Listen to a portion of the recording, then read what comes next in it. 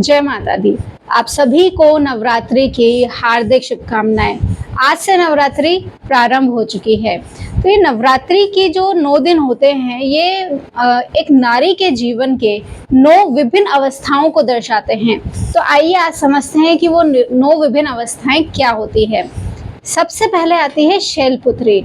ये एक नवजात पुत्री की अवस्था होती है। जैसे ही हमारे घर में किसी पुत्री का जन्म होता है तो वो उसके जन्म से कैसे घर का वातावरण बदल जाता है और वो अपनी हंसी ठिठोली से पूरे घर को महका देती है।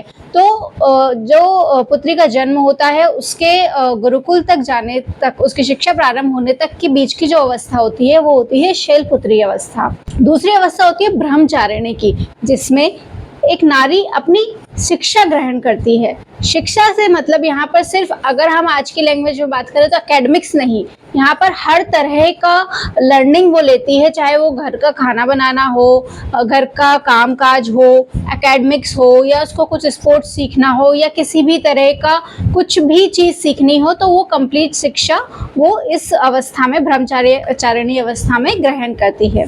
फिर आती है तीसरी अवस्था जो कि है चंद्र घंटा। तो नारी इस तीसरी अवस्था में जब शिक्षा ग्रहण कर चुकी है तो अब यहाँ पर आता है करियर चूज करने का ऑप्शन। तो चंद्र घंटा अवस्था में वो अपने जीवन को करियर में आगे किस तरह से बढ़ना चाहती है वो चूज करती है। वो किस तरह का वो कोई भी फील्ड हो सकता है, चाहे वो स्पोर्ट्स में आगे बढ़ती है या कोई जॉब करती है या बिजनेस करती है या जो भी है, वो अपना करियर यहाँ पर पूरा निर्धारित करती है। ये होती है चंद्र घंटा अवस्था। फिर आते हैं हम चौथी अवस्था की तरफ, ये होती है कुष्मांडा। यहाँ पर जब अब वो अपना करियर सेट कर चुकी है, उसके बाद में उसकी शादी होती है और यहाँ पर गर्भावस्था वाली जो अवस्था होती है शादी के बाद की, वो होती है कुष्मांडा अवस्था। यहाँ पर आप देख सकते हैं कुष्मांडा माता जी का जो स्वरूप होता है उसमें वो एक घड़ा अपने हाथ में लिए होती है जो कि गर्भावस्था को दर्शाता है। तो चौथी अवस्था में गर्भावस्था होती है। पांचवी अवस्था स्कंद माता। जैसे कि नाम से ही आप समझ सकते हैं कि माता, यहाँ पे स्कंद माता। अब जब गर्भावस्था के बाद में वो माँ बनती है, जब बच्चे का जन्म होता है तो वो बच्चे का पैदा होने से लेकर गुरुकुल जाने तक के बीच का जो समय होता है उसमें वो एक नारी अपने बच्चे को किस तरीके से उसका पालन पोषण करती है, भरण पोषण करती है, हर तरह की मुसीबत से दूर रखती है, वो सारी जो एक माँ वाला एक स्वरूप होता है वो होता है स्कंद माता का, जो कि पांचवी अवस्था। अब हम बढ़ते हैं छठी अवस्था की तरफ। छठी अवस्था कात्यायनी। कात्यायनी में अब क्या होता है कि अब जो एक नारी है उसका बच्चा बड़ा हो चुका है, जो भी है पुत्र या पुत्री, वो अपने स्कूल में व्यस्त हो गया। अगर हम आज की लैंग्वेज में बात करें, पहले हम कहते थे कि गुरुकुल जा चुका है, अगर हम आज की लैंग्वेज में बात करें कि वो इतना बड़ा हो गया है कि वो स्कूल में जाने लगा है और अपना खुद से अपनी चीजें मैनेज करने लगा है। तो अब इस छठी अवस्था में नारी थोड़ी सी फ्री होती है, तो अपने घर के बाकी कामों में अपना ध्यान देती है कि घर में किसी चीज की जरूरत है, घर को कैसे संभालना है, घर के अदर्स मेंबर्स की कैसे टेक केयर करनी है, वो सारी चीजों पर अब इस अवस्था में नारी ध्यान देती है। सातवीं अवस्था ये होती है कालरात्रि अवस्था।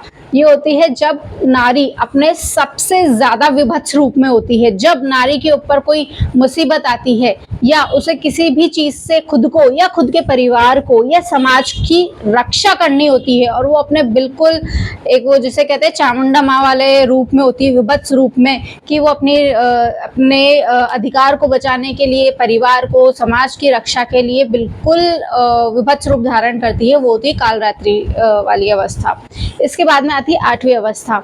आठवां नवरात्र आता है महागौरी जी का, जिसमें वो परिवार व समाज की उन्नति के बारे में सोचती है कि किस तरीके से अपने परिवार को और ज्यादा एक अच्छे मुकाम पर पहुंचाया जाए, या उसमें अपना समाज में अपना किस तरीके से योगदान दे सके जिससे कि समाज जो पूरा है वो आगे बढ़े।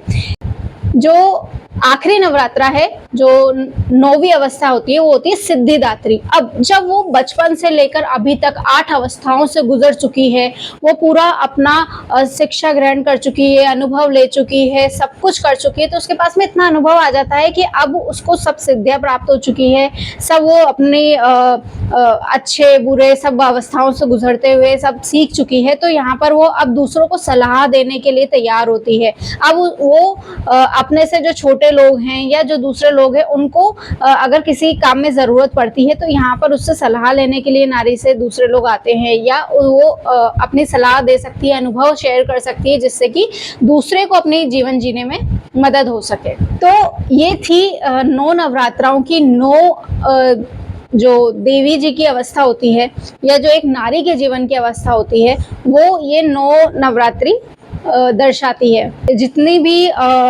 फीमेल्स ये वीडियो देख रही हैं तो उनसे मेरा ये सवाल है, आप अभी इन 9 में से किस अवस्था में हैं, कौन से स्टेज पर हैं, वो ज़रूर मुझे कमेंट करके बताइएगा। जय माता दी।